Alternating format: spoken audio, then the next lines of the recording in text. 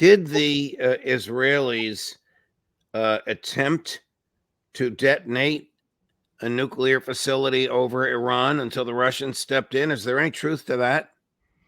Well, I know Pepe Escobar is a very well-known journalist who has published a post. He says he's getting ready to write a more in-depth article about this. I will say this: Pepe has his sources, and he stands by those sources.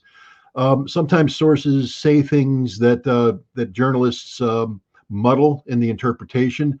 Um, there's no aspect of Pepe's story that stands up to technical scrutiny, meaning that the story he defined an F-35, a nuclear EMP weapon shot down over Jordan or Syria or someplace in that area by Russians, none of that passes the smell test. The F-35 you pick an F-35 for its stealth properties. It's not the ideal delivery system. If you were looking for a better delivery system, it would be the F-15E, which Israel has. But you pick the F-35 for stealth, which means you're limited to the weapons that you can put into an internal weapons bay to maintain your stealth configuration.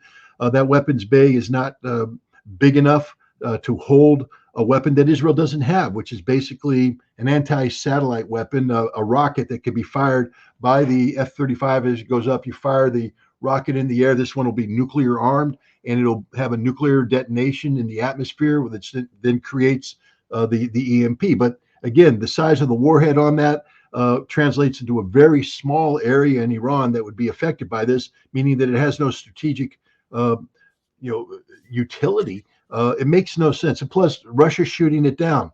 How does a Russian airplane get through America's air defenses, through our AWACS, through our coverage, to shoot down an F-35 in stealth mode?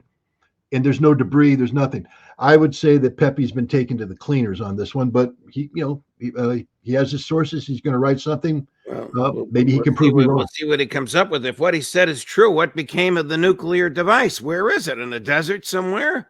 Well, that's the insanity of it, because again, the scenario he depicts means that the device would have had to have been made viable at launch. Now, there will be avionics and stuff in there that'll set off certain